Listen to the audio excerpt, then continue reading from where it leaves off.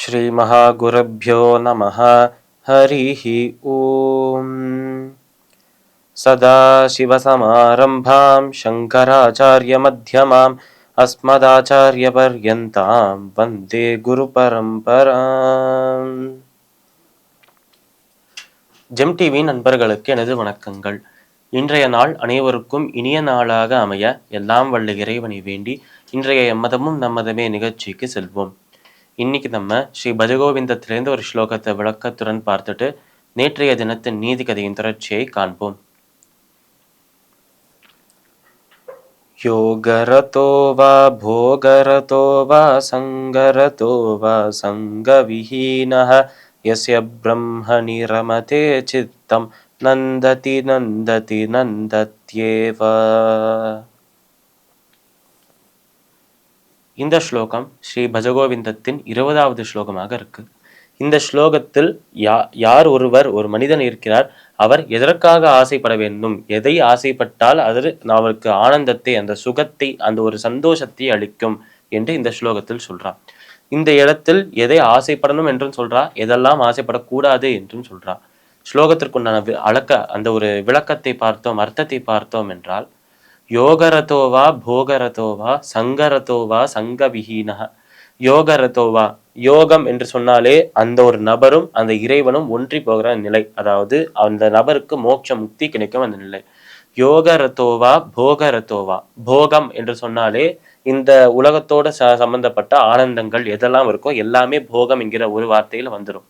அதனால் இந்த உலகத்தோடு சம்பந்தப்பட்ட இந்த உலகியல் ஆனந்தங்கள், உலகிய சுகங்கள் என்று சொன்னாலே அனைத்திற்கும் போகம் என்று பெயர்.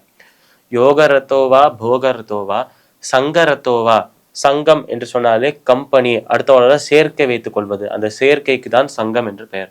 சங்கரதோவா சங்க விஹீனஹ, சங்க விஹீனம் என்றால் அந்த செயற்கையே இல்லாமல், அந்த செயற்கைக்கு ஒரு ஆப்போசிட்டாக, சேர்க்கைக்கு ஒரு இது எதிர்ச்சொல்லாக இருப்பது, தனியாக இருப்பது, அதாவது தனியா லோன்லியாக இருப்பது.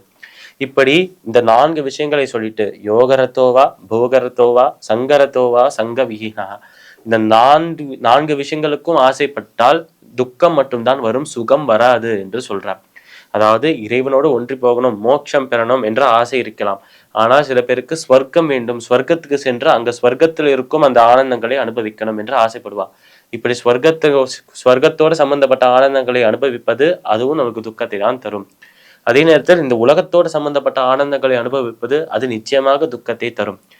பிறரோடு சேர்ந்து இருக்கணும், சேர்க்கை வைத்துக் கொள்ளணும் என்று உலகத்தில் இருக்கும் நம்மை போன்ற மனிதர்களோடு சேர்க்கை வைத்துக்கிறது அதுவும் துக்கத்தை தான் தரும். இதுவே இந்த சேர்க்கையே வேண்டாம் என்று தனியாக இருப்பேன், லோன்லியாக இருப்பேன், லோனாக இருப்பேன் என்றால் அதுவும் துக்கத்தை தான் தரும். இந்த 4 விஷயங்களுக்கு ஆசைப்பட்டால் துக்கம் கிடைக்கும். அப்ப எதை ஆசைப்பட்டா ஆனந்தம் கிடைக்கணும் என்றால், யஸ்ய பிரம்மணி ரமதே சித்தம் நந்ததி நந்ததி நந்தத்யேவா. இதுவே இந்த 4 விஷயங்களையும் துறந்து, இந்த 4 விஷயங்களும் வேண்டாம் என்று விளக்கி, அந்த இறைவன், அந்த கடவுள் ஒருவர் மட்டுமே போதும், அவருடன் சேர்ந்திருக்கும் அந்த சமயமே, அவருடன் சேர்ந்திருக்கும் அந்த ஒரு விஷயமே எனக்கு போதும், அப்படி இறைவனோடு சேர்ந்திருக்க வேண்டும் என்கிற அந்த எண்ணம், அது ஒன்று மட்டும்தான் சுகத்தை தரும் என்று சொல்றான். அதனால் யஸ்ய பிரம்மணி ரமதே சித்தம் நந்ததி நந்ததி நந்தத்யேவா, அப்பேற்பட்ட அந்த ஆனந்தத்திற்கு எல்லையே இல்லை என்று இந்த ஸ்லோகத்தை சொல்றான். இந்த ஸ்லோகத்திற்குண்டான விளக்கம் இதுதான். இப்ப நம்ம நேற்றைய தினத்தின் நீதிக்கதையின் தொடர்ச்சியை காண்போம். இந்த ஒரு மாதவதாசன் அந்த ஒரு தங்க தட்டுல இருக்கும் அந்த உணவை சாப்பிட்டுட்டு தூங்க போறாராம் அந்த மரத்தின் அடியில். இப்படி அவர் சென்ற பிறகு அடுத்த நாள் காலையில அந்த ஒரு கோவிலை பார்த்து கொண்டிருக்கும் கோவில் நிர்வாகிகள், அங்க வரும் பூஜாரிகள், இவர்கள் எல்லாமே சரியான சமயத்துக்கு அந்த கோவிலுக்கு வரலாம். வந்துட்டு அந்த கிருஷ்ணரின் சன்னதிக்கு பக்கத்துல அவர்கள் எங்க அந்த தங்கத்தட்டை வச்சிருந்தாலும் அந்த இடத்துல போய் பார்த்தால் அந்த தங்கத்தட்டு அங்க இல்லை என்பதை பார்க்கிறாளாம் எல்லாருமே. இதை பார்த்து எல்லாருக்குமே ஆச்சரியமாயிடுதான். ஏனென்றால் தங்கத்தால் ஆன ஒரு தட்டாக இருக்கிறதுனால இதை திருடி இதை வித்தால் ஐயா காசு கிடைக்கும் என்று யாராவது திருடிருப்பாளோ என்ற ஒரு சந்தேகம் வர்றதாம் இவர்கள் எல்லாருக்குமே. அப்பொழுதுதான் எல்லார் மனதிலும் ஒரு பெரிய சந்தேகம் வர்றதாம். இந்த ஒரு இடத்தை பூட்டி விட்டு சென்ற பிறகு, ராத்திரி ஆன உடனே இந்த இடத்தை லாக் பண்ணிட்டு போன பிறகு, இந்த ஒரு கோவில்ல இருந்த ஒரே ஆள் அந்த மாதவதாசன் மட்டும்தான். ஒருவேளை அவன்தான் இதை திருடியிருப்பானோ என்ற அந்த ஒரு சந்தேகம் வர்றதாம் இவர்களுக்கு. மாதவதாசன் அவ்வளவு பெரிய பக்தனாக இருப்பான் என்று யாரெல்லாம் சொன்னாலோ அப்படி சொன்ன எல்லாருமே இப்ப சந்தேகம் வர ஆரம்பிக்கிறாளாம் மாதவதாசனை. உடனே எல்லாரும் மாதவதாசன் கிட்ட போறாளாம். போயிட்டு அந்த மாதவதாசனை எழுப்பி அவன்கிட்ட கேட்கிறாளாம் எல்லாருமே. நீதானே அந்த தங்கத்தட்டை திருடின, எங்க வச்சிருக்கியா இல்லைன்னா வித்துட்டியா என்று கேட்கிறாளாம் எல்லாருமே. இதை கேட்ட உடனே மாதவதாசன் கண்கள் ஃபுல்லா நீரோட அவர் அழுது கொண்டே சொல்றாராம், அப்படிப்பட்ட ஒரு செயலை நான் ஒருபோதும் செய்ய மாட்டேன். அந்த மாதிரி ஒரு செயலை செய்வதற்கு நான் இறந்து போறதே மேல். அப்படி இறைவனின் சொத்தாக இருக்கும் அந்த தங்கத்தட்டை நான் எப்படி திருட முடியும் என்று கேட்கிறானாம் மாதவதாசன். இல்லை, இந்த ஒரு திருட்டு நடந்த சமயத்தில் இங்க இருந்த ஒரே ஆள் நீதான். அப்ப நீதான் இதை திருடி வச்சிருக்கணும், உடனே சொல்லு, நீ சொல்லலைன்னா உன்னை இப்பயே போலீஸ் கிட்ட பிரிச்சு தருவோம் என்று சொல்றாளாம் இந்த நபர்கள் எல்லாரும். இப்படி இவர்கள் சொன்ன மாதிரியே காவலாளிகள் கிட்ட நம்ம மாதவதாசனை பிடிச்சு கொடுத்தாளா? அப்படி பிடித்து கொடுத்தால் மாதவதாசனே அந்த காவலாளிகள் எப்படி நடத்தினா? இறுதியில் அந்த தங்கத்தட்டை யார் தான் திருடினா? உண்மையாவே அது திருட்டு போனதா இல்ல நிஜமாலே இது கடவுளின் ஒரு லீலையா?